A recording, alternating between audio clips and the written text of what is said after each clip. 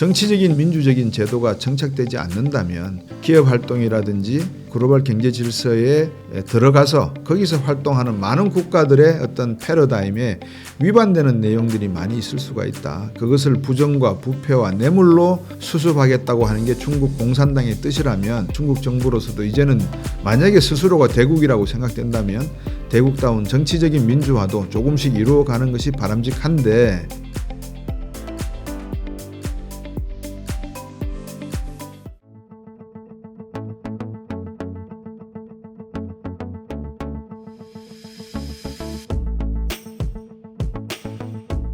중국 경제가 상당히 지금 둔화되어 있다는 거죠.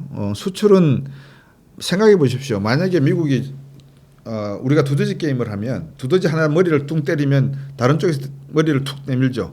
똑같아요. 중국을 팬다고 해서 미국이 망치를 들고 한쪽 머리를 뚝 때리면 중국이 중국 안에서 생산하겠어요? 말레이시아, 인도네시아, 태국, 싱가포르 등에 나와서 생산을 하겠어요? 당연히 해외로 투자하죠. 그러면 우회 수출이 되잖아요. 이게 중국 기업이에요? 아니죠. 말레이시아 기업이죠. 말레이시아 현지에 수출하는데요. 메이드 인 말레이시아지 이게 메이드 인 차이나입니까? 그런 식으로 수출을 하기 시작을 해요. 중국의 경제의 수출이 차지하는 비중이 60%라고 하는 비중이 이제 유럽이나 미국으로부터 상당히 견제를 받을 수밖에 없죠. 앞에서 말씀드린 대로 보조금으로 이루어진 경제잖아요. 그런데 한 국가도 어느 정도 도덕성과 윤리성을 갖춰야 된다는 측면에서 어느 정도 성장 잠재력을 회복을 했으면 이제는 국제 질서에 따라서 움직일 필요성도 있다고 저는 봅니다. 우리도 WTO 체제에 가입을 했으면서 WTO 체제의 쌀 문제 가지고는 우리가 상당히 많은 양도를 받아내고 한미 FTA 할 때도 양도를 받아냈지만 그러한 우리의 취약점은 뒤로 밀리더라도 우리가 정정당당하게 WTO 체제 하에서 다뤄야 될 건 다뤄야 된다. 근데 중국은 그렇지 않은 모습이다. 그러면 중국이 맨날 우리는 약자니까 이렇게 죽는 소리만 해도 되겠느냐. 그렇지 않다는 거죠. 그런 측면에서 중국이 조금 더 경제적으로 성장할 수 있는 여력은 충분히 있으되 중국 나름대로의 단점도 존재한다. 그것이 뭐냐? 정치더라. 역시 자전거는 두 바퀴로 달리지 한 바퀴로 달리는 외발 자전거는 쓰러지기가 상당히 쉬운, 남이 보기엔 위태위태한 모습이더라. 정치적인 민주적인 제도가 정착되지 않는다면 기업 활동이라든지 글로벌 경제 질서에 들어가서 거기서 활동하는 많은 국가들의 어떤 패러다임에 위반되는 내용들이 많이 있을 수가 있다. 그것을 부정과 부패와 뇌물로 수습하겠다고 하는 게 중국 공산당의 뜻이라면 중국 공산당이 이 도광양해라든지 화평굴기의 뜻이 제대로 반영된 것이 아니지 않겠는가. 중국 정부로서도 이제는 만약에 스스로가 대국이라고 생각된다면 대국다운 정치적인 민주화도 조금씩 이루어가는 것이 바람직한데 그렇지 못하다는 점이 중국으로서는 취약점이겠죠. 그래서 미국과 중국의 이런 양대 측면에서 동풍과 서풍이 불고 있는데 이제 많은 분들이 이제 경제 외적인 요인 11월 말에 있는 대통령 선거에 대해서 또 관심이 있으세요. 트럼프가 되면 어떨까? 바이든이 되면 어떨까? 지금 CBS도 조사한 결과를 나타내고 있습니다만 박빙이죠. 스윙 스테이트라고 하는 즉 박빙인 주에서 나타난 결과는 오히려 바이든이 1%포인트 앞서고 미 전국을 중심으로 한 여론조사에서는 오히려 1%포인트 뒤지고 과거 같으면 3%에서 한 4%포인트 뒤졌을 건데 1%포인트로 뒤졌다고 하는 것은 뉴욕에서 벌어지고 있는 허쉬마니 즉 여자 포르노 배우와 어떤 연문서를 입닫게 하기 위해서 뇌물로 준 돈 내역이 34건에 대해서 유죄 판결을 받은 트럼프에 대한 신뢰성에 격하겠죠. 그 문제를 과연 미국 시민들이 어떻게 받아들일까? 이게 제가 볼 때는 선거의 관건인 것 같고요. 더 중요한 거는 경제겠죠. 클린턴 대통령이 늘 이야기했죠. It's economy, stupid. 그런 말이 있었지 않습니까? 경제가 바보야. 어느 국가든 경제가 문제입니다. 왜냐하면 경제는 행복을 느끼게 하는 충분 조건 중에 가장 중요한 요소거든요. 내 지갑에 돈이 많이 들어오는 걸 싫다고 할 사람이 누가 있습니까? 아무도 없습니다. 그런 가정을 놓고 본다면 경제 문제가 결국은 모든 선거의 핵심일 거고 대한민국 경제만 놓고 봐더라도 지금 여야 할 거 없이 민생 그러는데 그 누구를 믿고 여러분들 민생 경제를 맡길 수 있겠습니까? 엽니까 얍니까? 저는 아무도 못 믿겠더라고요. 지금 정부는 더더욱 못 믿겠습니다. 어떤 방향으로 정책을 이끌고 있는지에 대한 그 방향성을 전혀 감을 잡을 수 없는 내용이고 과학기술 투자에 대한 예산을 저렇게 깎을 정도면 정책에 대한 전략적, 전술적 목적이 전혀 존재하지 않는다라고 강하게 비난해도 틀리지 않을 거라고 저는 생각을 합니다. 거기서 개인들은 어떻게 살아남아야 되느냐. 따라서 여러분들이 온달 책방을 보시고 다른 유튜브 채널을 보셔서 투자라든지 어떤 자산의 운용에 대한 지혜를 얻고자 해서 방송을 보시는 거 아니겠어요? 단적으로 말씀드리잖아요. 과학기술은 한국이 낫습니까? 미국이 낫습니까? 당연히 미국이 앞서고 있죠. 제가 곧 6월 말쯤 되면 이제 책이 한 권이 나오는데 자본주의의 적은 자본주의다라는 그 책 안에 만약에 여러분들이 1990년대 초반, 2000년대 초반 마이크로소프트, 구글, 애플, 아마존 등이 처음 IPO를 했을 때 100만 원을 투자해서 1000불치 그 주식을 샀다면 지금 가치가 얼마쯤 돼 있을까? 제가 유상증자, 무상증자 받은 거 다 계산해서 그 책에 적어놨습니다. 여러분 상상을 초월하실 겁니다. 그런 마당에 왜 대한민국 주식 시장에다가 투자를 하나요? 엔비디아를 했으면 했지 왜 삼성전자와 SK에다가 투자를 하나요? SK, HBM3 네 대박 터졌죠. 전체 반도체 시장의 10%인데 그 정도입니다. 근데 엔비디아는 지금 GPU 시장의 100%의 독점을 차지하고 있습니다. 그러니까 독점 조사를 하겠다는 거죠. 미 상원 하원에서도. 그러면 엔비디아가 시총이 2조가 넘었어요. 그런 기업에 투자를 했으면 여러분 투자 수익이 얼마나 됐겠습니까? 왜 그런 앞으로의 미래 가능성이 더욱더 많은 과학과 기술 개발이 일어나고 있는 국가, R&D 개발이 일어나고 있는 국가가 미국이라는 건 다 알고 있는데 왜 그 주식시장에 투자를 하지 않는가요? 그래놓고 어떻게 합리적인 투자가라고 하나요? 아까 제가 합리적인 소비자고 효율적인 소비자라면 예쁜 광고 모델이 나와서 아파트에서 춤추고 있는 모습을 보면서 아파트를 사지 않는다. 층간소음이 얼마나 몇 데시벨 나오는가. 제가 만약에 건설주라 그러면 아파트 층간소음과 옆층가의 소음이 몇 데시벨 나오는지를 여러분에게 직접 보여드리면서 우리 아파트에 사시면 아무 걱정 없이 쿵쾅쿵쾅 뛰어도 괜찮습니다라는 걸 저는 오히려 광고할 것 같아요. 수십억 주면서 예쁜 배우, 예쁜 남자 배우 들어가 광고해봤자 그게 무슨 소용이에요?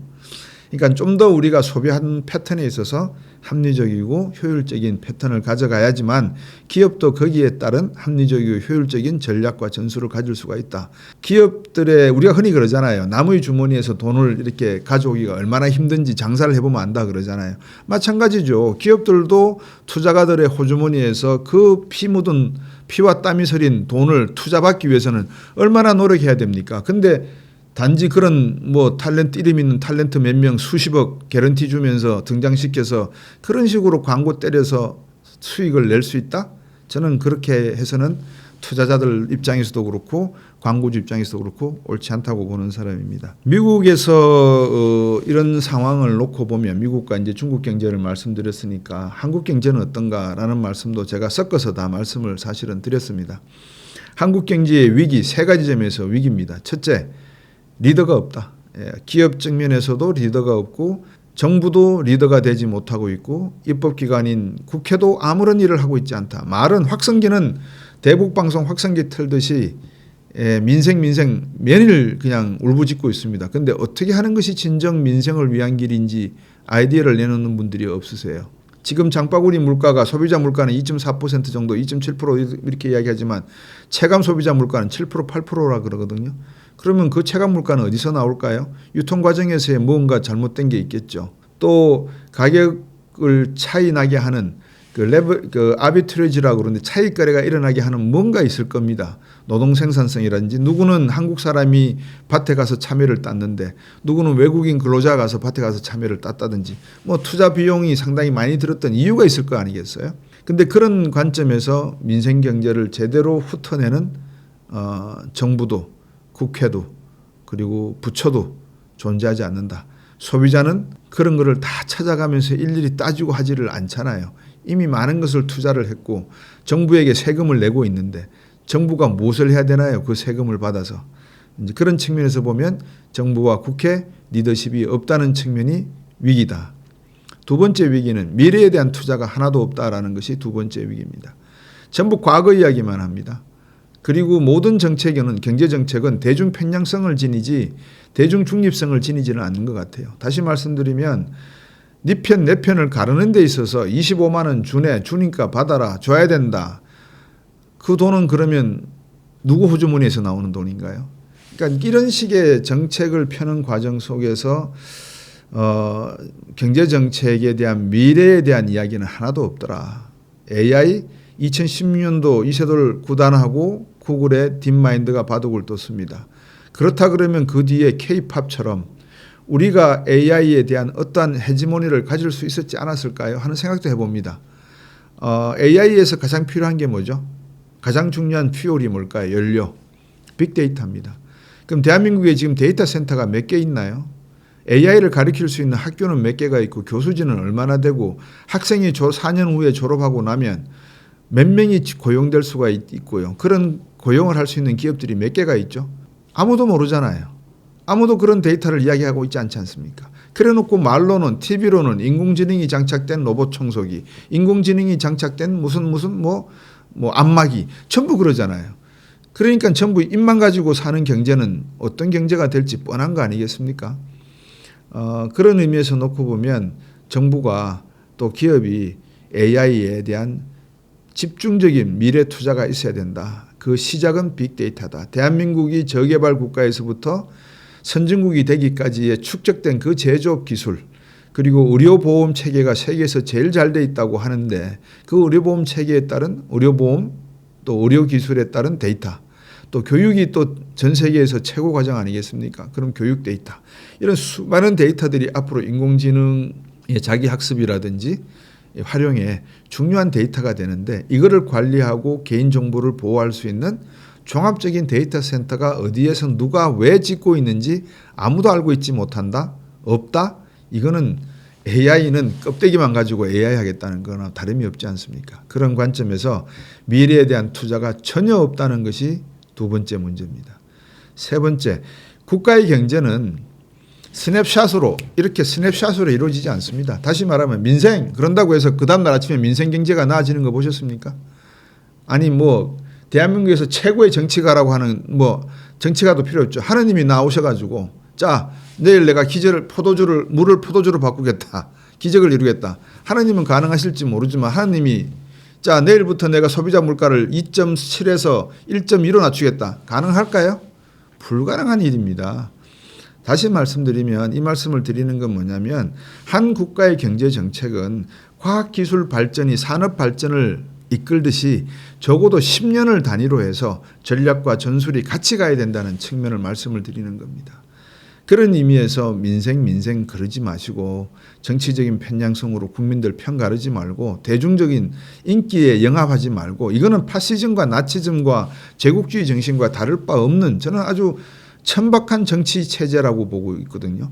이제 그런 의미에서 국민 여러분들께서 현명하시니까 우리가 10년의 경제 발전 계획을 세울 수 있는 그런 국가의 잠재성을 가지고 있다고 저는 봅니다. 첫째, 인력이 저도 외국 생활을 오래 했고 외국에서 공부를 했습니다만 대한민국 두뇌 정말 좋습니다. 어디 나라도 우리나라 학생들의 그 실력은 뒤질 수가 없습니다. 그런 의미에서 인력 자원이 충분히 있고요. 두 번째, 과거에 비하면 자본력이 있지 않습니까? 삼성도 있고 현대도 있고 LG도 있고 SK도 있고 대기업들이 존재를 하지 않습니까? 그러면 이런 자본력도 가지고 인재도 가졌으면 그 다음에 뭘 해야 될까요? 10년 장기 경제개발 계획을 이제 세워야 되지 않겠습니까? 그런 꾸준한 계획이 없으면 앞으로 우주시대를 맞이할 건데 어떻게 우주시대를 우리가 열 수 있겠을까요?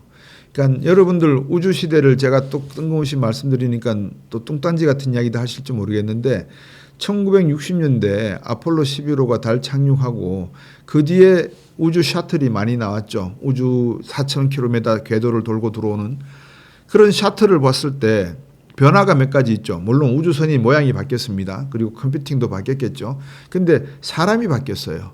과거에는 남자만 들어갔는데 이제는 여성 우주인도 나왔지 않습니까? 여성만 태운 게 아닙니다. 원숭이도 태우고 식물도 가져갔습니다. 그런 거는 뭐냐? 미국을 중심으로 한 선진국가들은 지구 비즈니스에서 이제 우주 비즈니스를 생각하고 있다는 의미예요. 우리가 수소에너지 그러지만 수소에너지의 시작은 양자역학에서 나오고 양자물리학도 관계가 있습니다. 그런데 이 수소에너지를 다시 보면 우주 개발과도 관련이 있습니다. 에론 머스크가 어떤 이야기를 하고 있는지 여러분들께서 한번 에론 머스크의 스페이스X 사업을 들어보시기 바랍니다. 그러니까 우리나라가 이런 인재도 가지고 있고 이제 자본도 어느 정도 되고 있으니까 10년 단위의 어떤 경제 발전 계획을 수립해도 충분하다. 거기서 2% 부족한 것은 미국과 일본과 주변의 동맹국들과의 경제 동맹을 통해서 적절하게 협력을 구하면 되지 않을까 하는 생각입니다. 그것이 국가의 신뢰관계고 그것이 국력이고 그것이 저는 국격이라고 생각되거든요. 그런데 이제 가끔 가다가 이런 거시적인 이야기를 하는 가운데 미시적인 작은 사건들이 터져요. 생각해 보십시오. 2년 전이죠. 레고란드 사태가 터졌죠. 그다음에 채권 문제가 나니까 부동산 PF 대출 문제가 부실하다는 이야기가 계속 나왔죠. 그다음에 새마을금고에서 자산 운용을 잘못해가지고 몇 군데서 뻥뻥 터졌다. 뭐 뱅크런이 나오기 시작을 했죠. 근데 지금까지 아무런 문제가 없으니까 마치 이 모든 문제가 이제 사그러지고 없어진 걸로 생각을 할.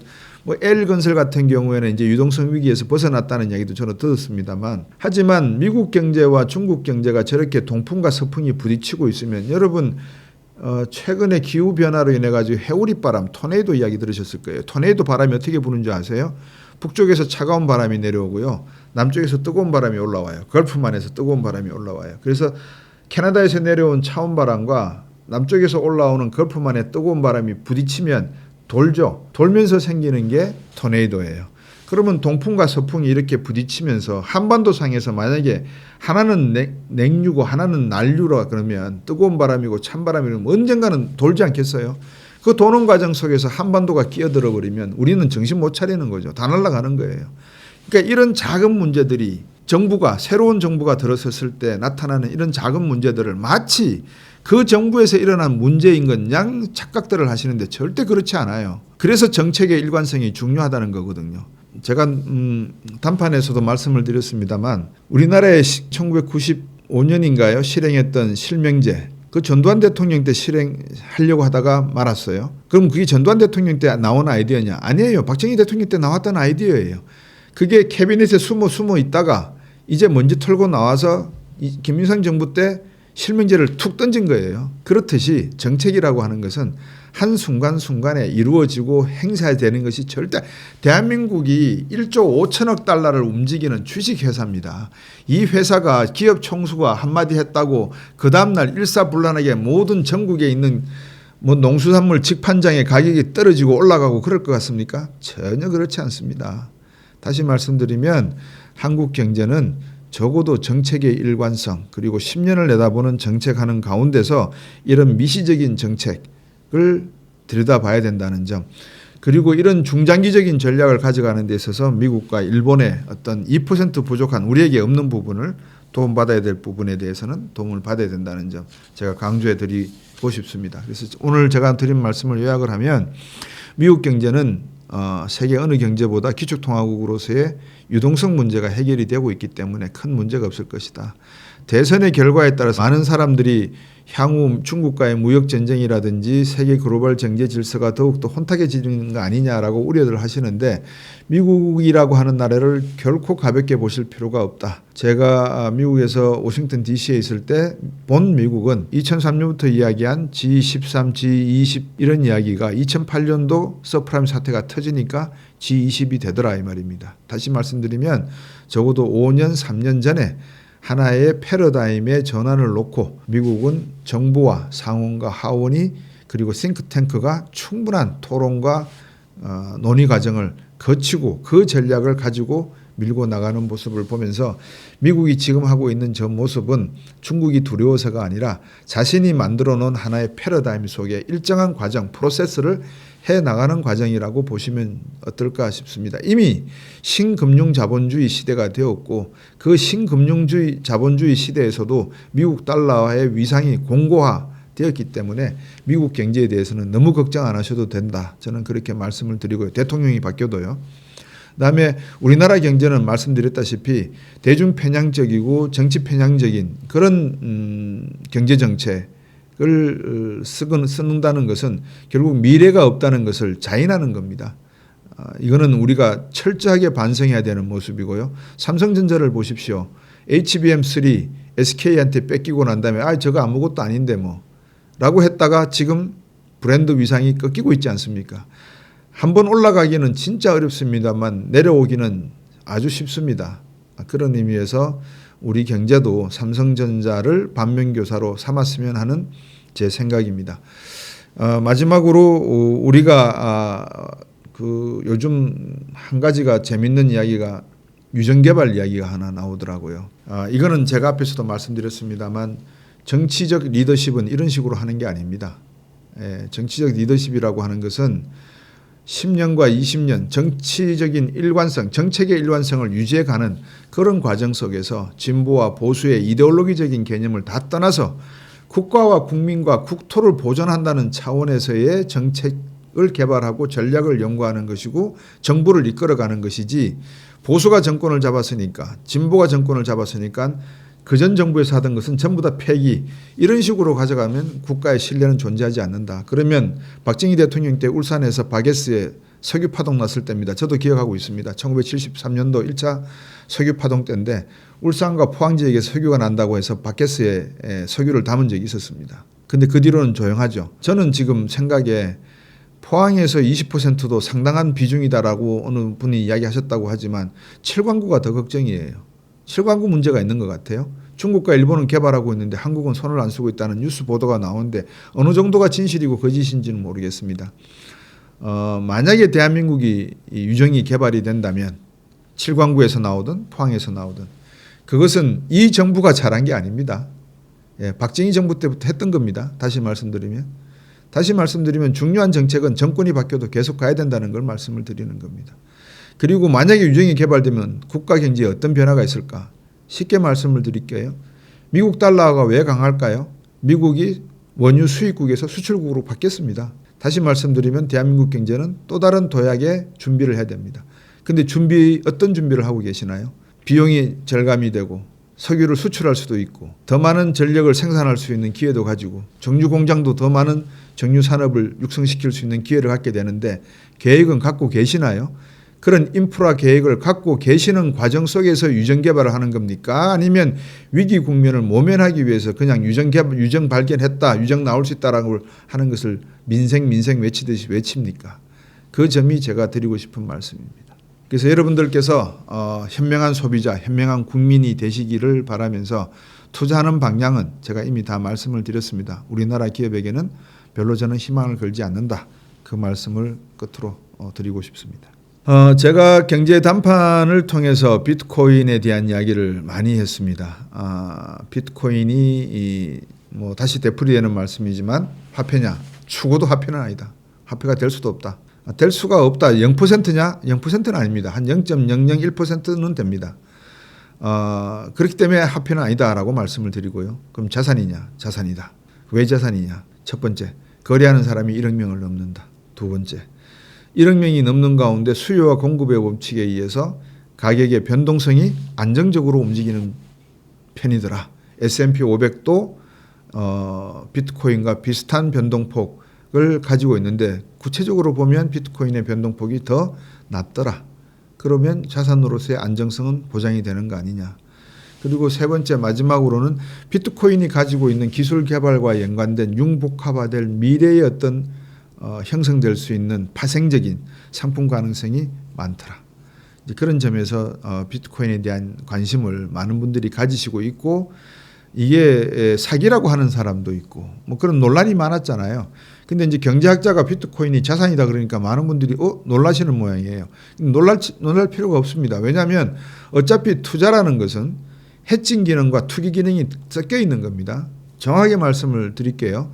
논문을 읽어보시면 투자는 해칭 기능과 투기 기능이 같이 결합되어 있습니다. 분산값이 틀립니다. 그런 의미에서 투기가 되었건 투자가 되었건 비트코인이라고 하는 것, 제가 다른 알트코인은 이야기하지 않습니다. BTC만 지금 이야기하고 있는 겁니다. 오해하지 마시기 바랍니다. 도치코인 이런 건 제가 이야기하지 않습니다. 그리고 개인이 발행했다거나 하드포크나 이런 걸로 발행한 코인에 대한 이야기는 하지 않습니다. 비트코인만 제가 국한해서 말씀을 드리는 거고요. 굳이 하나를 더 더하자면 이더리움까지는 제가 포함을 시킵니다. 그래서 코인에, 즉 다시 말해서 디지털 기술과 융합될 수 있는 금과 은 코인을 정하라면 저는 금은 비트코인, 은은 이더리움 이렇게 표현을 합니다. 차이점은 비트코인은 마이닝을 하기 때문에 제한돼 2100만 개로 제한돼 있죠. 그 다음에 이더리움은 무한대예요. 그렇기 때문에 민팅이에요.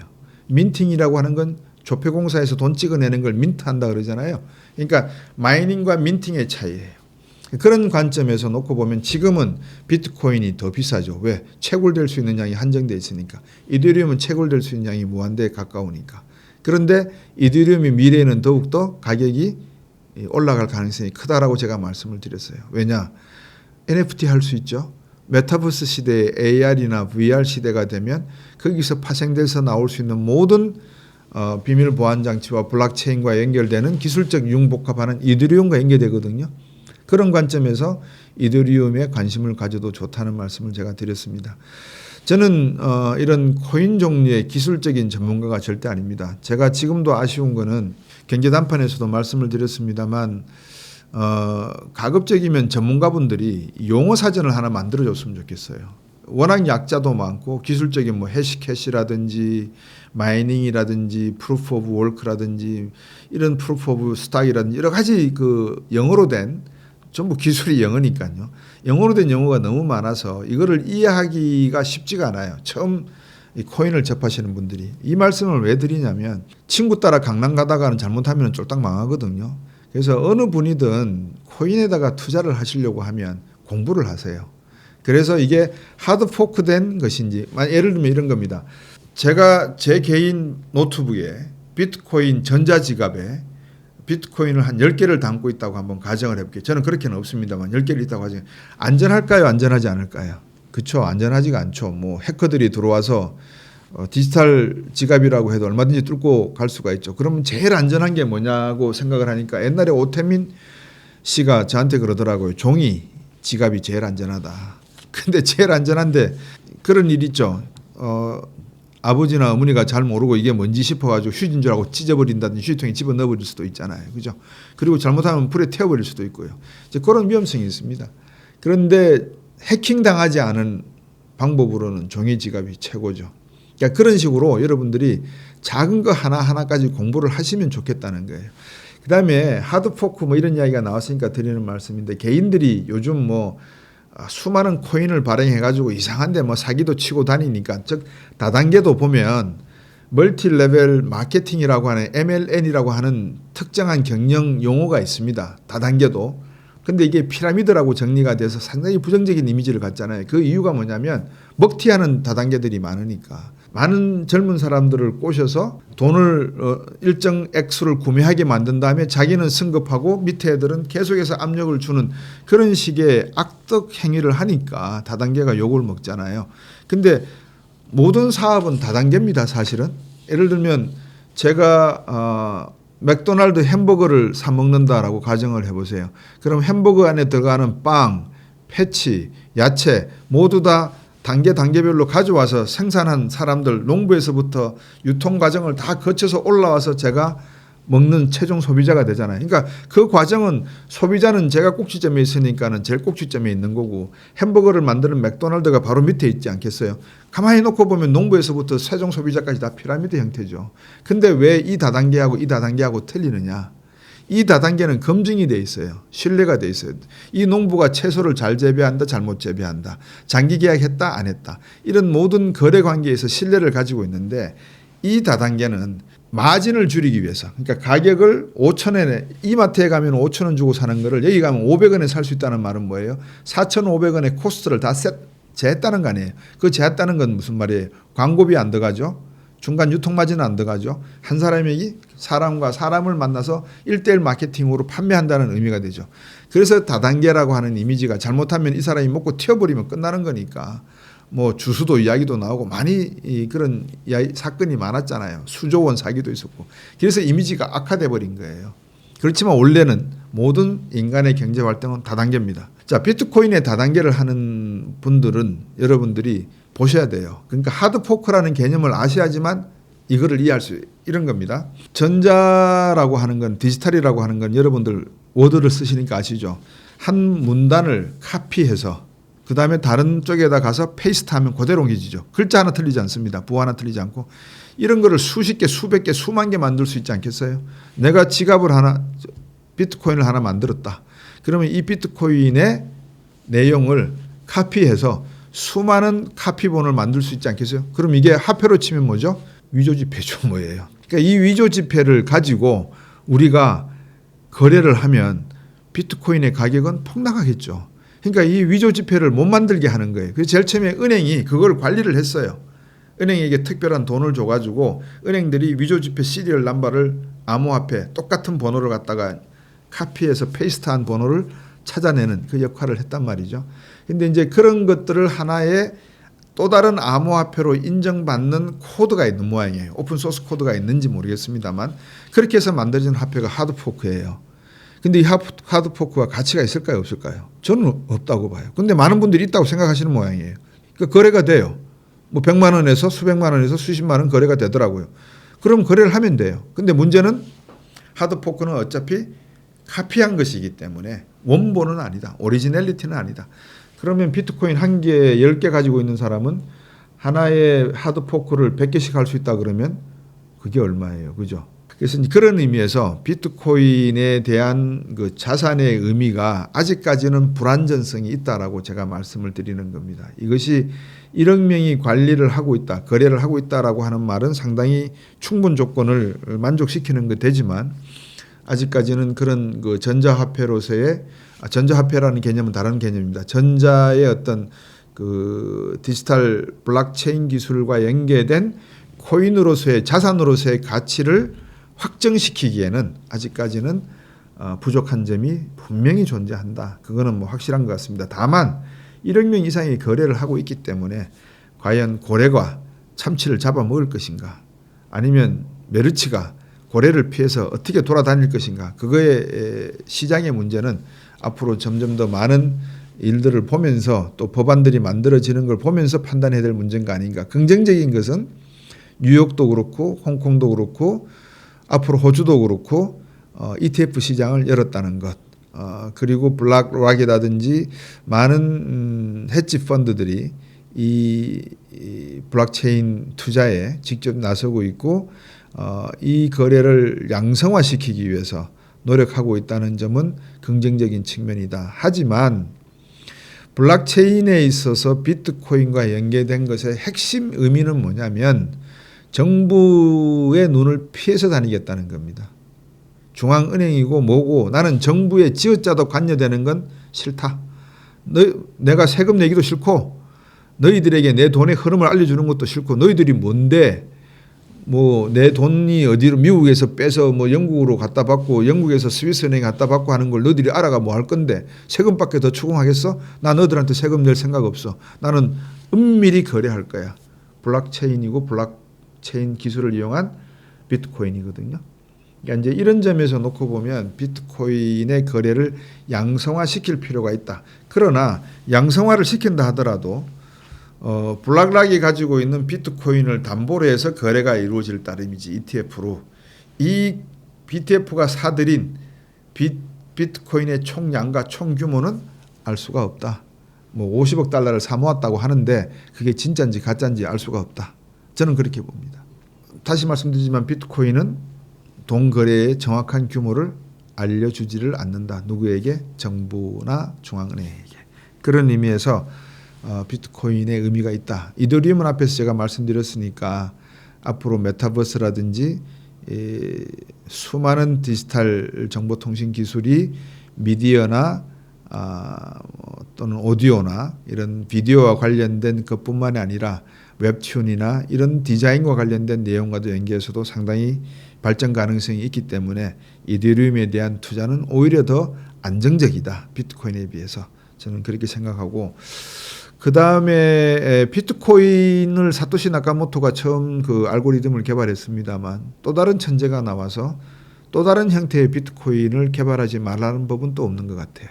세 번째는 양자 컴퓨팅 기술이 나오면 블록체인이 보호하고 있는 개인정보의 보호 기술보다도 더 뛰어난 보호 기술을 가지고 있을 거기 때문에 그때도 비트코인의 블록체인 기술이 유용할까라고 하는 의문점은 있습니다. 기술 전문가가 아니기 때문에 그냥 단순하게 사회과학을 한 사람 입장에서 이런 의문이 있는데라고 여러분들에게 말씀을 드리는 것이고, 뭐 전문적인 과학자분들이나 아니면 전문가분들이 계시면은 댓글로 달아주시면 다른 분들이 이해하시는데도 상당히 도움이 되지 않을까 싶습니다. 그래서 코인에는 세 가지 코인이 있다는 거 여러분 다 아실 거고요.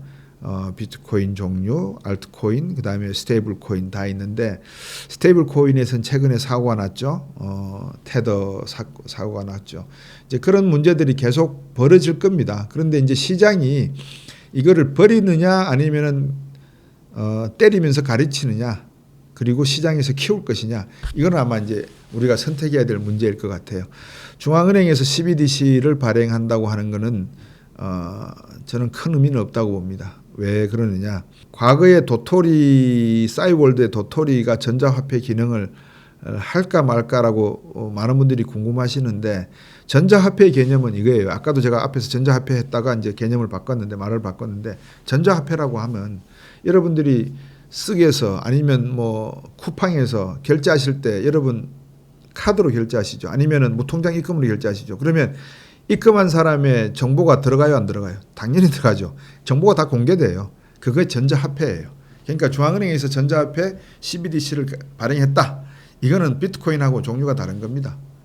그래서 오히려 이더리움 체계를 이용한 민팅을 했다고 할까요? 그러니까 이더리움 체계에 더 합당한 내용이 되겠죠. 근데 이더리움도 블록체인 기술이 들어가 있는 그런 개인의 정보 보호를 가미한 내용이라 그러면 CBDC하고는 또 차이가 있겠죠. 그래서 CBDC는 그렇게 큰 미래의 어떤 금융 자산으로서의 매력도 전 떨어지지 않을까 이렇게 생각합니다. 우리가 미국 경제를 봐야 되는 이유는 어쨌든 뭐 좋든 싫든이라고 표현하기는 좀 그렇습니다만, 미국 경제가 20세기에 이어서 21세기 글로벌 경제 질서의 패권을 계속 가져가고 있고, 지금 팬데믹 이후에 세계 경제가 다 어느 정도 침체나 둔화 과정을 겪는 과정에서도 미국 경제는 나름대로 선전을 하고 있다는 점이, 아마 많은 분들이 미국 경제에 대한 관심도 있으시면서 미국 경제가 잘못 삐끗하면 세계 경제는 어떻게 될까 두려움이 있는데, 그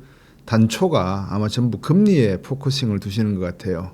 미 연준이 금리를 올린다 내린다, 올리면 어떻게 되냐 내리면 어떻게 되냐. 금리가 올라간다는 말은 미국 달러화가 더욱더 강세된다는 말이고, 금리가 내려간다는 말은 약세가 시작된다는 말이고, 그러니까 금리에 모든 초점이 다 맞춰져 있다는 것은 이해가 됩니다. 그런데 제가 경제단판 제 채널에서도 몇 번이고 말씀을 드렸는데, 미국이 정책을 펴는 것을 가만히 보시면 통화정책이 하나의 축이 있고, 또 다른 하나의 축은 재정정책이라는 게 있어요. 근데 이제 통화정책은 여러분들이 다 아시다시피 미 연준이 금리를 가지고 뭐 5.5% 올리고 난 다음에 내릴까 말까, 뭐 피보팅 하냐 마냐, 많은 분들이 이야기하고 있는 내용이 하나가 있고요. 또 다른 하나는 반도체 산업이라든지 배터리 산업과 같이 앞으로 국가의 기간 산업이 되겠다 싶은 것들은 미국 국내의 산업을 유치하려는 경쟁이 있어요. 근데 여기에 가장 큰 원인은 중국 경제입니다. 왜 중국 경제냐면, 우리나라도 1960년대 이후에 산업 발전을 할 때, 경제개발 5개년 계획을 추진할 때 유치산업 보호정책을 썼어요. 유치산업이라고 하는 것은 아직 성장하지 못한 유아적인, 그래서 유치, 어릴 유자를 쓰거든요. 그런 어린 산업에 피해를 줄 수 있는 수입이라든지 외국으로부터의 경쟁력이 들어오는 것은 정부가 막아주는 정책을 펴요. 당연한 거겠죠. 그거는 보호주의 무역이 아니라 어차피 국가 경제를 개도국 경제에서 중진국으로 끌어올리려면 당연히 정부로서는 해야 될 일이라고 저는 봅니다. 그리고 또 한편으로는 우리가 무슨 정책을 썼냐 그러면 기업들에게 엄청난 보조금을 지급을 했어요. 보조금은 직접적인 보조금과 간접적인 보조금으로 나누겠죠. 직접적인 보조금이라고 하는 거는 정부가 진짜 돈을 준다든지, 뭐 기술 개발을 하라라고 정부가 세금을 깎아준다든지 하는 것이 되겠죠. 간접적인 거는 시중에서 환율과 금리가 상당히 높은데도 불구하고 기업들에게 대출되는 자금에 대한 금리는 낮게 준다든지, 환율도 아주 우호적인 환율을 적용해 준다든지 하는 방식으로 기업들을 이렇게 세우는 겁니다. 그래서 이제 요즘 우리가 들어서 삼성이나 LG나 현대와 같은 이런 기업들을 국가기업 또는 국민기업이라고 하는 이유가, 60년대 이후에 우리 국민들이 높은 환율과 고금리 속에서 허덕일 때도 이런 기업들에게는 상당히 낮은 금리와 낮은 환율로 특혜를 줬단 말이죠. 이런 특혜를 입고 자란 기업들이 이제 우리 글로벌 기업이 되었으니까 이제 국민들에게 뭔가 되돌릴 때가 됐다라는 의미에서 자꾸 재벌 이야기를 하고 이제 부정적인 이야기를 하는 거예요. 마찬가지로 미국도 중국이 보니까 1978년 시장 개방을 하고 2011년도에 WTO에 가입을 하면서 다 미국이 이끌었죠. 닉슨 대통령이 1972년 중국을 방문해서 주울레와 모태통도 만나고 이제 그런 과정 속에서 중국을 어느 정도 경제적 반열에 올려놓았는데 이 중국으로서는 지속적으로 공산당 일당 경제 체제가 되다 보니까 이거는 부정할 수 없을 것 같아요. 뭐 중국이 시장 경제 체제를 어느 정도 받아들였다 하더라도 중국의 대형 은행들이 전부 공산당의 은행이고 또 기업의 CEO가 말 한마디 잘못하면은 곧바로 뭐 쫓겨나거나 아니면 눈치를 봐야 되는 그런 상황이기 때문에 중국은 공산당 일당 독재 하에서 운영되는 사회주의 경제 체제를 자본주의 시장 경제 체제와 적당히 믹스를 한, 제가 볼 때는 한 7대3 정도로 믹스를 한 것 같아요. 그런 경제인데 보조금을 무차별적으로 주는 거예요. 그러니까 국가가 외환 보유고를 다 관리를 하고 있기 때문에 거기서 걷어들이는 외환 수입을 가지고 무차별적으로 기업들에게 화웨이나 BYD나 CATL이나 이런 회사들에게 무차별적인 보조금을 주는 거죠. 그러면 미국 기업 입장에서 애플이나 아마존이나 구글이나 마이크로소프트 같은 입장에서 보면 경쟁력이 뒤떨어질 거 아니에요. 저쪽에는 아주 싼 값으로 저가로 비용이 작잖아요. 그죠? 이제 그게 미국이 이 재정 정책으로 IRA 법안을 만들고 칩스 법안을 만들어서 반도체 기업도 끌어들이고 기타 국가의 주요한 앞으로 AI 시대 디지털 정보통신 기술의 또 다른 차원의 산업이 발전이 될 건데 기간 산업에 필요한 인프라를 미국 내에 건설을 하겠다라고 하는 측면에서 보조금을 지급을 하고 있잖아요. 여러분들 뭐 다 아시죠? 그 보조금을 지급하는 것은 재정 팽창입니다. 그러니까 한쪽으로는 통화 긴축이지만 다른 한쪽으로는 통화 팽창이니까 긴축과 팽창의 정도가 급격히 이루어지지 않으면 미국 경제는 그나마 이렇게 숨쉬면서 살아가는 거죠.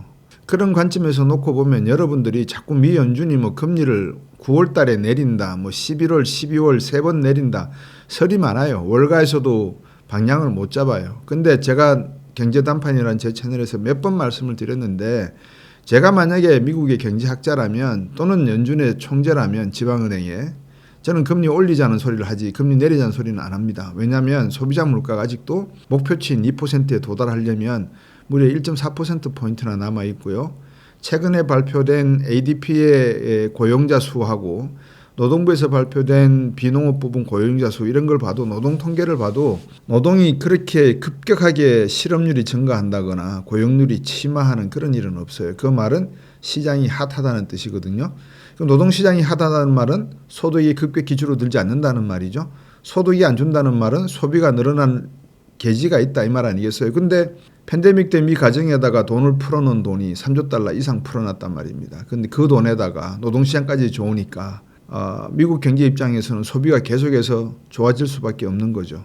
그러니까 미국 경제를 한마디로 탁 요약하기가 힘든 게 좋아진다 나빠진다 좋아질 것이다 나빠질 것이다 이렇게 예측하기가 힘들지만 그래도 인류 역사상에서 미국 경제가 해온 정책의 방향성을 놓고 보면 지금과 같은 경제 모드가 지속적으로 유지될 가능성이 크다. 특히 2분기 경제 성장률을 지금 3.1%로 놓고 GNP 나우 쪽이라는 연구기관에서는 이야기하고 있단 말이에요. 미국 경제가 3.1% 성장을 하고 있는데 잠재 성장률이 2%대입니다. 2% 초반입니다. 그걸 훨씬 뛰어넘는 경제 성장을 하고 있는데 미 연준이 금리를 내린다? 그런 전망이나 기대를 하는 것은 다소 무리다. 라고 보는 것이 옳다는 것이고요. 그러면은 만약에 미국이 금리를 내리면 통화가 긴축해서 통화 팽창으로 방향이 전환되는 거잖아요. 그러면 IRA 법안이나 칩스 법안 같이 재정적으로 기업들을 지원하는 재정 지원금이 줄여야 되겠죠. 그렇지 않고서는 미 달러와의 강세라든지 다른 여타 경제 문제, 거시 경제 문제와 관련된 문제가 해결되지 않을 거 아니에요. 근데 이렇게 되면 가장 큰 문제가 뭐냐? 미국이 달러화가 강세니까 미국 소비자 입장에서 한국산을 수입하든 일본산을 수입하든 중국산을 수입하든 전부 다 싸잖아요. 그러니까 미국 달러화가 강세가 되면 무역 수지는 적자가 누적이 되겠죠. 우리가 흔히 쌍둥이 적자 그러는데 재정 적자와 무역 수지 적자란 말이에요. 그럼 재정도 적자, 쌍둥이 무역 수지도 적자. 그럼 쌍둥이 적자가 누적이 되면 어떻게 되죠? 그건 간단하게 일본을 보시면 알 수 있어요. 일본의 국가 부채가 GDP 대비 265% 정도 된다고 하거든요. 그러면 일본이 만약에 금리를 올리면 금리 상승에 따른 국가 부채의 비용 부분이 265% 곱하기 이자율 상승이 돼야 되잖아요. 그만큼 돈을 더 발행해야 돼요. 돈을 더 발행해야 된단 말은 일본이 지금 약세화가 계속하고 있는데 더 약세화가 된다는 말이잖아요. 그러면 일본 160엔과 200엔이 간다는 이야기예요. 그처럼 만약에 미국이 그런 식으로 쌍둥이 적자를 계속해서 적자를 흑자로 전환시키지 않는 정책으로 그냥 돈을 쓰는 정책으로 간다. 그러면 달러화는 어떻게 될지 여러분들이 방향을 잡으실 수 있잖아요. 그게 미국 경제의 지금 취약점의 하나예요. 그러면 재정적자는 연방정부도 운영을 해야 되는데 매년 12월 달 되면 연방정부 셧다운 이야기가 나오고 그런 이야기를 되풀이할 수밖에 없는 미국 경제 입장에서는 해법이 과연 무엇일까라고 또 죽는 소리를 할 거예요. 그렇지만 기초통화국이기 때문에 미국 달러화가 위태해질 일은 없어요. 궁극적으로 말씀을 드리면. 그래서 우리가 자꾸 미국 경제를 들여다보는 이유는 미국 경제가 어떤 방향으로 지금 키를 돌리고 있느냐, 좌측으로 돌리냐 우측으로 돌리냐. 근데 왼쪽 깜빡이 놓고 오른쪽으로 돌아버리면 그건 다 뒤집어지거나 수가 나잖아요. 그죠?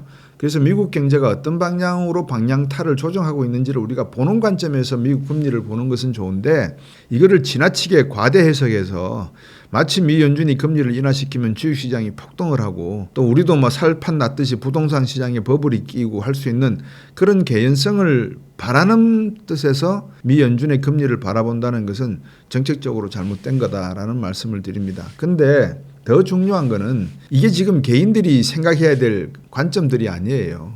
무슨 말씀이냐면 미국이라 하는 국가가 달러를 강세로 가져가고 금리를 고금리로 가져가면서 재정적으로 통합 팽창을 하는 그 배경에는 생성형 AI라든지 여러 가지 디지털 과학 기술을 개발하기 위한 투자를 위한 하나의 정책적 목표를 가지고 있다는 말이죠. 전략적 목표가 있는 거예요. 그런데 미 하원과 사원은 그러면 가만히 두 손 놓고 있느냐? 그렇지 않아요.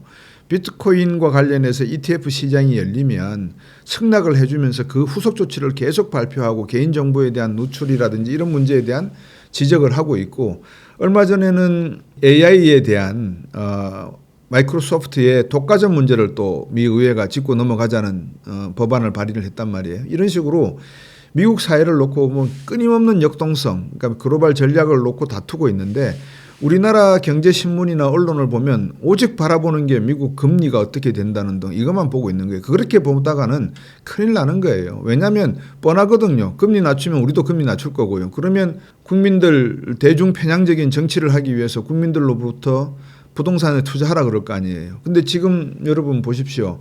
우리나라 주식시장에 투자하고 있는 개인 투자가들이 많아지고 있습니까? 줄어들고 있습니까? 만약에 정상적이고 합리적이고 효율적인 투자가라 그러면 한국 주식시장에 투자할 일이 없어요. 제가 매번 제 개인적인 어떤 유튜브 방송에서거나 아니면 일반 경제 TV 방송에서도 누차히 말씀을 드리는 게 그거예요. 왜 바보같이 우리나라 주식시장에 투자를 하느냐. 여기는 돈이 안 된다. 왜? 어떤 기업에 정부가 투자를 하죠? 어떤 기업에다가 어떤 과학기술에다가 정부가 R&D 개발 투자를 하죠? 투자비 깎았잖아요. 그러면서 입으로는 AI 그러는 거예요. 마치 광고를 보시면 광고에서 못생긴 사람이 나와서 과자 먹는 선전을 하면 과자 맛이 없어집니까? 그래서 매일 미인이 나와서 과자를 먹어야 되고 미남이 나와서 커피를 마셔야 그 커피 맛이 나나요?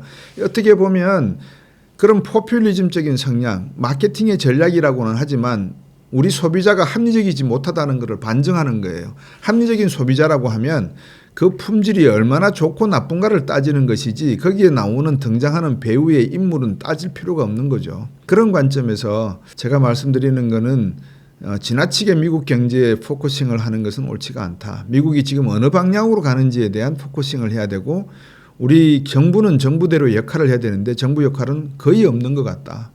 그저 미국 눈치만 보고 있는 거 아닌가. 그리고 우리 국회도 아무런 입법 활동을 하고 있지 않는다. 입으로는 민생 그러지만 그 사람들이 진짜 민생을 알까? 그들이 말하는 민생과 곽수정이 겪고 있는 민생은 어떤 차이가 있을까? 그리고 곽수정 말고 동네의 빵집이나 동네의 떡집에서 겪고 있는 민생은 어떤 민생일까? 그런 민생을 한번 현장에서 경험해 본 사람이 얼마나 될까? 그런 사람들이 국회에서 과학기술에서 양자 컴퓨팅을 얼마나 공부를 했고 AI를 얼마나 공부하고 있으며 로봇을 얼마나 개인적으로 관심을 가지고 있고 이것을 투자시키기 위해서는 10년 동안에 적어도 투자가 필요한데 그러려면 우리가 국가 경제가 어떤 중장기적 계획을 세워서 여기에 이자율은 얼마를 가져가야 되고 이런 중소기업들은 어떻게 지원을 해야 되고 대기업들이 중소기업의 기술을 훔쳐갈 때는 어떤 제재를 가해야 되고 이런 법안들은 하나도 나오지 않잖아요. 그래놓고 말로만 넋두리를 하고 있는 대한민국 경제를 바라보면 이거는 미국 경제를 이야기한다는 것은 우스운 이야기다. 자기 앞가림도 제대로 하지 못하면서 큰 집 살림하고 있는 사람들의 눈치를 살피는 그런 모습을 보면서 조금 저는 답답함을 느끼는 것입니다. 중국 경제도 관심이 많으실 거예요. 근데 중국 경제도 마찬가지입니다. 앞서서 제가 말씀드렸지만 중국을 오가는 많은 학자분들이나 또 사업하시는 분들 말씀을 만나서 들어보면 중국 경제 어둡다예요. 어두울 수밖에 없죠. 인류 역사를 한번 놓고 보십시오. 자본주의와 사회주의라고 하는 그 대결 국면이 언제부터 나타났나요? 1917년 볼셰비키 혁명이 나오고 난 다음에 사회주의라는 이름이 등장을 했죠. 그 전에 칼 막스와 엥겔스가 자본론을 썼다고 칩시다. 그러면 인류 역사에 1900년이 지난 다음에 사회주의라는 이야기가 나왔어요. 그 전에는 뭘까요? 중상주의, 중농주의 뭐 쭉 나오다가 자본주의가 먼저 튀어나왔어요. 그러니까 인간의 본능과 인간의 본연의 자세에 맞는 거는 사회주의가 아니에요. 자본주의예요. 자본주의는 탐욕과 욕망과 감성을 모두가 솔직하게 드러낼 수 있고 쟁취할 수 있게 해주는 게 자본주의였어요. 그것이 무지막지하게 왕 중심으로 가느냐, 종교 중심으로 가느냐, 귀족 중심으로 가느냐, 민중과 대중 중심으로 가느냐에 따라서 민주주의가 되고 왕권 체제가 되고 신권 체제가 되는 거예요. 그런 체제의 발전 속에서 자본주의의 병폐를 산업혁명이라고 하는 과학기술이 획기적으로 탄생하면서 도시로 인구 이동이 나타났고 생산성이 급격히 증가되면서 노동 착취가 일어나는 것을 칼 막스가 런던에서 보고 야 이거 자본주의에 문제 있네. 노동 착취하네. 어린아이까지 착취를 하네. 저임금 주네. 그런 의미에서 나온 게 사회주의입니다. 그러니까 사회주의라는 것은 어떻게 보면 자본주의에 대한 대체, 보완일까 대체일까. 그렇지만 지금 우리가 바라보는 대한민국의 현실은 진보다 보수다라고 하는 이 이념적인 정치적 편향성으로 양분되어 있는 모습을 보거든요. 그 누구도 민생에 대한 이야기는 하지 않습니다. 그 절박함이 없는 거죠. 이런 상태에서 우리가 백날 미국 경제를 떠들어봐야 중국 경제를 이야기해봐야 소양이 없다라는 말씀이 제가 드리는 말씀이고요. 그런 의미에서 우리 기업들에게 제가 경각심을 드리는 말씀을 많이 드렸습니다. 일본이 2013년부터 아베노믹스가 시작이 됐거든요. 그 아베노믹스의 시작이 뭐냐면 간단하게 말씀드리면 엔화를 확 풀겠다. 헬리콥터에서 풀겠다예요. 두 번째는 기업들의 밸류에이션을 업그레이드 시키겠다는 겁니다. 그러니까 자사주를 매입해서 소각시키고 기업의 주주 우선주의를 실현하겠다라고 하는 그 목적이 아베노믹스의 핵심입니다. 근데 우리는 최근에 시작했죠. 기업 밸류에이션 업그레이드 시킨다. 근데 어떻게 업그레이드 시킨다는 프린시플도 없고 원리도 없고 원칙도 없고 수많은 법안들이 뒤따라야 되지 않습니까? 그 원칙을 한다면. 근데 법안이 어디 국회에서 나오고 있나요? 없습니다. 이제 그런 관점에서 놓고 보면 기업의 성장, 수익 기대 불가능하다고 말씀을 드리는 겁니다. 그러면 어디로 가야 되나요? 미국 가야죠. 뭐 어디 가야 돼요? 그래서 우리나라에 삼성전자를 비롯해서 많은 기업들이 지금 하나의 전환기적 고통 아니면은 방향의 어떤 전환을 맞이하고 있는 그런 시기를 자연스럽게 맞이하고 있는 겁니다. 절대 스스로 노력하는 자들에게 하늘은 벌을 주지 않고요. 스스로 노력하는 자에게는 하늘에서는 돕는다 그랬습니다. 그리고 이제 마지막으로 많은 분들이 또 관심 가지고 있는 게 우리나라의 부동산 시장이죠. 요즘 부동산 시장이 핫하다 보니까 제가 말씀드린 핫하란 거꾸로 말입니다. 아주 냉각이 돼 있죠. 그러다 보니까 이게 언제쯤 회복이 되느냐라고 걱정을 하세요. 왜냐 그러면 자산의 70%가 다 부동산이에요. 부동산은 말 그대로 돈 빼기가 쉽지 않잖아요. 그죠? 돈이 그냥 빡 박히면 그냥 쭉 박혀 있는 거죠. 최근에 서울 집값이 30% 넘게 지난 10년, 5년 동안 뛴 것은 지난 6, 7년 사이에 뛰었습니다. 이명박 박근혜 정부 때에 제가 앞에서도 말씀을 드렸습니다만 한 정부에 나타난 경제적 현상이 마치 그 정부에서 행한 부동산 정책으로 인해서 일어난 것이라고 100% 말하면 안 된다고 제가 이야기했습니다. 이명박 박근혜 정부 때 이명박 정부는 금리를 상당히 좋았습니다. 즉 DSR, LTV를 강화함으로 해서 대출 규제를 해서 집값을 안정화시키는 데 잡았고요. 박근혜 정부 때는 금리를 낮췄습니다. 그래서 뭐 최경환 전 경제부총리 뭐 초이노믹스 이름을 붙여가면서 금리를 낮춰주면서 집 사라. 마치 미국의 맨하탄 프로젝트처럼 누구나 집 한 채 살 수 있도록 하겠다. 집 사라 정책을 펼쳤는데도 불구하고 탄핵이 3년 만에 돼서 그런지 집값은 오르지가 않았어요. 집값이 언제 올랐냐. 문재인 정부 때 확 올랐습니다. 30% 넘게 올랐습니다. 그러면 제가 앞에서 정책이라고 하는 거는 앞에 한 10년 정도의 누적된 정책의 결과라고 말씀을 드렸는데 왜 갑자기 문재인 정부 때 이렇게 집값이 급등을 했느냐. 부동산 정책을 문재인 정부에 들어와서 전문하신 분이 책도 쓰신 분이죠. 김수현 정책실장인가요? 하여튼 그분이 책을 쓴 걸 저도 읽었습니다. 그분 부동산 전문가라고 제가 생각을 했는데 그분 책 내용에 전국의 자가보급률이 주택보급률이 111.4%인가 그렇게 돼 있어요. 그러니까 이미 초과했어요. 한 사람당 집을 다 가지고 14%가 남는 11%가 남아요. 근데 서울은 얼마냐? 47%예요. 그러니까 서울은 집 두 채 가지고 있는 사람들이 많다는 거죠. 그래서 종부세, 종합소득세 여러분 부동산세 들어보셨죠? 종부세 부여를 하기 시작한 거예요. 소득주도 성장 시작했어요. 금리 낮췄어요. 팬데믹 터졌어요. 돈 풀어야 돼요. 이런 것들이 근데 인간의 본능이 그렇잖아요. 만약에 누가 정부가 나한테 세금을 주면 제가 집주인으로서 그래 내가 돈이 임차인보다는 돈이 있으니까 내가 오롯이 세금을 맞지 뭐 내가 세금 내지 임차인이여 행복하게 열심히 장사하시고 돈 버세요. 세금 걱정 마시고 합니까? 아니면은 나한테 던져진 세금을 임차인에게 던지겠습니까? 당연히 던지죠. 당연히 던지죠. 이제 그런 식이 되다 보니까 집값은 집값대로 오르고 세금이 다 포함되잖아요. 세금 오른 값이 집값이 다 포함될 수밖에 없죠. 다 오르고 그다음에 연끌족 나타나시죠. 그다음에 이때 아니면 집 못 산다 그래갖고 집값이 오르니까요. 가파르게. 주식도 오를 때 들어가지 내릴 때 들어갑니까 사람들이? 예, 똑같습니다. 그래서 그런 식으로 해서 집을 구매한 사람들이 많다 보니까 부동산 시장이 급등을 한 것 같습니다. 그러다 보니까 이제 금리가 3.5%에 이르고 시장에서 대출 금리도 웬만한 신용을 가진 분들도 5%대 금리에 육박을 하니까 대출도 잘 안 되죠. 집을 산다는 게 고민이고 더군다나 미분양이 지금 부동산 PF 대출 부실로 인해서 미분양이 많이 나오고 있잖아요. 최근에 언론에서 그런 이야기들이 많이 나오더라고요. 하여튼 최근에 노도광이라는 지역에 뭐 다시 붐이 인다라고 하는 뉴스가 나와요. 저는 감히 말씀을 드리는데 이런 언론, 경제 관련 언론을 다루는 분들은 조금 더 직업의식에 투철 했으면 좋겠어요.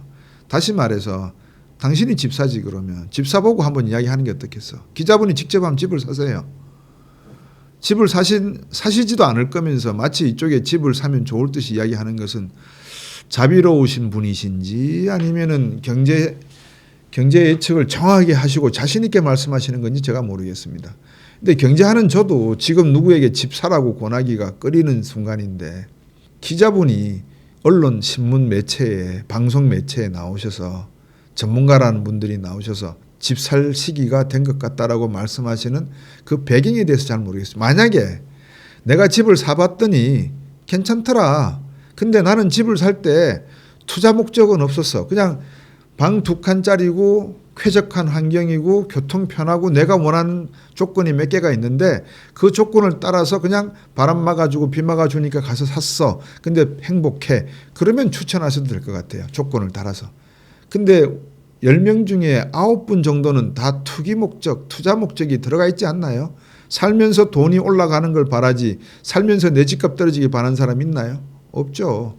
그런데 어떻게 감히 노도강이 괜찮아진다는 이야기를 툭 던지나요? 그러면 노도강이 부동산이 붐이 일면은 다른 지역은 부동산 붐이 안 된다는 이야기인가요? 그렇지는 않잖아요. 종합적으로 놓고 보면 서울이 저는 KTX를 가끔 타면서 그러거든요. 현금 수송 열차라 그래요. KTX를. 울산이면 울산, 부산이면 부산, 대구면 대구, 광주면 광주, 전주면 전주. 거기에 있는 현금을 실어 나르는 전차 수송차가 저는 KTX라고 이야기해요. 왜? 서울 수도권에 인구 2천만 이상이 살잖아요.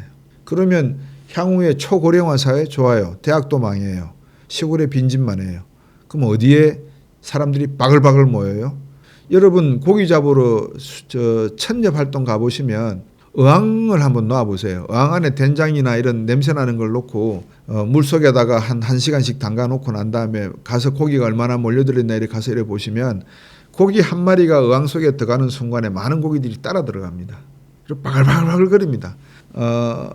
서울이라는 곳이 마치 어항 같아요. 돈이 제일 많죠. 대한민국에서. 제일 많이 흘러다니죠. 교육기관이 제일 좋죠. 연예 오락 프로그램이 제일 많죠. 문화 레저 생활할 수 있는 데가 제일 좋죠. 그리고 깔고 앉아 있으면 집값 오르는 데는 서울밖에 없죠. 이런 된장이 탁 담겨져 있는 어항 속에 왜 고기들이 안 모일까요? 그러면 그 고기들은 무엇이 되죠? 나중에 도리뱅뱅이 되더라고요. 나중에. 그래서 어차피 뭐 도리뱅뱅이 되는 거는 고기의 물고기들의 어떤 모습이지만 사람 사는 모습엔 도리뱅뱅이 안 되잖아요. 그렇지만 이제 경기가 안 좋을 때는 다 집 때문에 부채 갚지 못하면 경매물건으로 내놓으니까 도리뱅뱅이 되는 거죠. 이런 점에서 이제 인간의 본능과 욕구, 탐욕에 대한 개인적인 의문이 많이 생겼습니다. 그래서 제가 책을 쓰면서도 이제 거기에 대한 이야기를 드린 건데 무슨 말씀이냐면 주거에 대한 개념을 우리가 어떻게 바꿔야 될 것인가. 주식시장에 투자해서 돈을 버는 게 바람직한 것이지 부동산 시장에 투자해서 돈을 버는 것이 바람직한 건가. 뭐 이런 거죠. 그리고 투자할 때가 부동산밖에 없는가. 주식이나 코인이나 또 다른 건전한 투자처는 없을까. 금융시장, 자본시장 발전을 그렇게 외치면서 정부는, 기업은, 금융사는 왜 새로운 상품을 발견하지 못할까. 뭐 그런 의문들이 많이 개인적으로 있습니다. 그래서 시청자 여러분들에게 당부드리는 말씀은 신문 기사를 읽고 친구 따라 강남 가지는 마십시오. 30대, 20대 되는 젊은 분들께서는 절망의 시대를 보내고 있다라고 생각하실 수도 있습니다. 그렇습니다. 근데 여러분들이 만약에 압구정동 현대아파트를 바라보고 있다면 앞으로 그 재개발되는데 90억, 100억 될 건데 그거 사시겠습니까? 못 사죠. 근데 거기에 꿈을 키우기에는 부족하니까 그러면 다른 쪽에 꿈을 키울 수 있는 데를 쳐다봐야 되지 않습니까? 마땅한 데가 없거든요. 왜? 애들 교육시켜야 되는데 학군 안 좋죠. 집값 안 오르죠. 거기는 가기 싫은 거예요. 그러면 누가 나서야 되나요? 정부가 나서야죠. 도시개발을 제대로 해야죠. 서울시가 도시개발을 제대로 해줘야죠. 그리고 도시개발이 한다는 것은 무슨 말이에요? 상수도, 도로, 인구의 대중교통수단, 접근성 뭐 이런 것들을 이야기하는 거 아닌가요? 만약에 잠실 롯데 하나를 지어놓고 많은 사람들이 잠실 롯데 가서 놀이기구를 타라 그러면 교통체증이 엄청나잖아요. 근데 강동구에 하나, 강서구에 하나, 강북구에 하나, 강남에 하나 그런 식으로 만약에 잠실 롯데 같은 것이 존재한다면 인구 분산되는 거 아니에요? 도시개발이 분산되는 거 아닙니까? 그런 식의 아이디어를 좀 냈으면 좋겠습니다. 선거 때가 되면 김포를 서울시에 편입시키니 구리를 서울시에 편입시키니 이런 꼼수를 두지 말고 미래 10년, 20년, 30년 뒤에 대한민국의 경제 발전에 걸맞는 그런 도시개발 계획을 한번 세워보는 게 어떨까 싶은 생각이 듭니다. 거기에 따라서 부동산 개발도 하시면 어떨까 싶습니다. 그냥 뭐 말씀을 드리면 여러분이 비트코인 투자하시고 미국 주식 투자하시면 굳이 한국에 집 사실 필요 있나요? 재택근무할 시대가 오지 않겠어요? 마카오에서 휴양지에서 빛이 파라볼 밑에서 노트북 켜놓고 일할 수 있는 시대가 오지 않을까요? 너무 막 나가는 이야기인지는 모르겠습니다만 또 상상력인지 모르겠습니다만은 저는 충분히 가능한 시대가 오리라고 봅니다.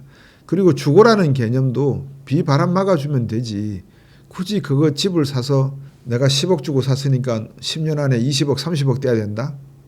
그런 바람을 가진다는 게 건전한 투자가 될까요? 그러면 그게 한 사람만 그런 생각을 할까요? 여러 사람 하지 않겠어요?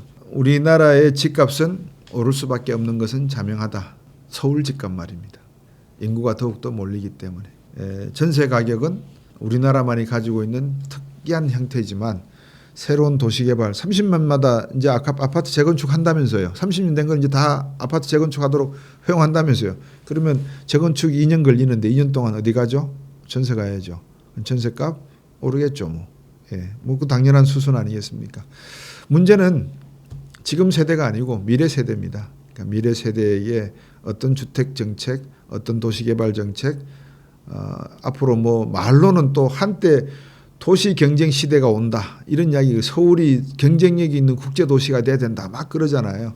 그런 말로서 아름답게 꾸미는 정책은 이제 좀 안 했으면 좋겠어요. 실질적이고 현실적인 도시개발 정책을 내놓고 거기에 따른 주민 이동과 교육과 문화 환경에 대한 배치를 고민하는 그런 시장님이 나오시고 국토부 장관이 나오시고 정부 수반이 나왔으면, 그리고 국회의원들이 있었으면 하는 생각입니다. 1억 여유 자금이 있으면, 빚이 없다면, 빚이 있다면 빚 가운데 쓰고요. 빚이 없다면 1억 중에서 약 70%는 미국에 제가 알고 있는 주식에 투자를 할까 합니다. 30%는 현금으로 그냥 들고 있으려 합니다. 예, 앞으로 어디에 투자할지를 결정을 못했어요. 저는 엔비디아는 상당히 오를 만큼 오른 것 같아요.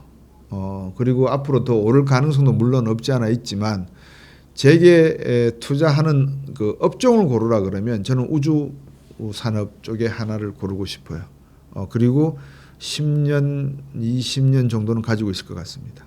그 기업이 구글이 되고 마이크로소프트와 같은 기업이 되기를 바라고 있겠죠. 그 시청자분들이 소비자시잖아요. 투자가시고. 그러면 투자하실 때 투자 대우를 받으시는지 여쭙고 싶어요. 그러니까 투자자로서의 대우, 소비자면 소비자로서의 대우를 받으시고 계시는지 거꾸로 여쭙고 싶어요. 예를 들면 도요타가 있고 현대기아차가 있어요. 우리나라 차 생산업자들은 독과점입니다. 현대기아차밖에 없습니다. 쌍용도 있지만 승용차는 생산을 안 하니까요. SUV가 주로 생산이 되니까. 그럼 어쨌든 독과점입니다. 그러면 똑같은 가격에 도요타가 나오고 GM이 나오고 BMW가 있고 현대기아차가 있다. 그러면 현대기아차를 사야지만 되나요? 아니죠. 같은 가격이면 성능 좋고 오래가는, 내구성이 좋고 중고차 시장에 가격도 잘 받는 차를 사는 게 좋지 않겠습니까? 두 번째, 집을 사야 됩니다. 근데 제가 집을 사고 싶은데 층간소음이 심한데 아주 비싸게 준 CF 모델이 나와서 선전하고 있는 건설사의 아파트를 사야 될까요? 아니면 태촌처럼 저렇게 어느 정도 1시간 거리에 떨어져 있는, 교통망이 제대로 된다면 조용하게 안락하게 혼자 내 성향에 맞는 집을 사는 게 옳을까요? 당연히 전원주택은 집값 안 오릅니다. 빌라도 안 오르듯이. 어떤 집을 선호하는 게 현명한 소비자의 입장일까요? 서울에서 30억, 50억을 깔고 앉아서 매달 빚을, 주택담보대출 빚을 200만 원, 300만 원 내고 생활하는 게 나을까요? 아니면 구리를 벗어나서 저쪽 마석이나 동두천이나 이런 외곽지대에 가서 전원주택에 살면서, 아니면 빌라에 살면서 BMW 벤츠를 굴리면서 그냥 먹고 싶은 거 사 먹으면서 이따금 서울 시내에 나와서 사는 게 좋을까요? 뭐 개인의 성향을 따지시라는 겁니다. 제가 그렇게 하는 게 좋다는 게 아니고요. 그 다음에 제가 드리고 싶은 말씀은 그겁니다. 정치적으로 너무 흥분하지 마십시오. 다시 말씀드리면 경제라는 것은 오케스트라적인 내용을 가지고 있습니다. 한 정부에서 사단 내는 일은 절대 없습니다. 대한민국 경제는 지난 30년 동안 잃어버린 30년, 일본 보고 잃어버린 30년이라 그랬지만 제가 늘 말씀드립니다. 대한민국도 잃어버린 30년이었습니다. 김영삼 정부 때 IMF가 왔죠. 그 다음에 김대중 정부 때 IMF를 극복했다고 했습니다만 극복했는 거하고 한 단계 더 업그레이드 된 거하고는 차이가 있죠. 그 다음에 극복하게 된 배경은 여러분 잘 아시다시피 북방 정책으로 노태우 정부 때 중국과 소련과 구소련과의 수교가 있었기 때문에 가능했다는 점도 간과하시면 안 됩니다. 노무현 정부 때 한미 FTA 했죠. 이명박 정부 토목공사 했죠. 4대강. 박근혜 정부 탄핵당했죠. 문재인 정부 팬데믹이 왔고 소득주도 성장했습니다. 이 30년 동안 뭘 했습니까? 그리고 지금 정부에 또 무엇을 하고 있죠? 지금 정부가 국민 여러분들과 미래 세대에게 미래의 꿈과 희망을 이야기하고 있는 게 무엇이 있습니까?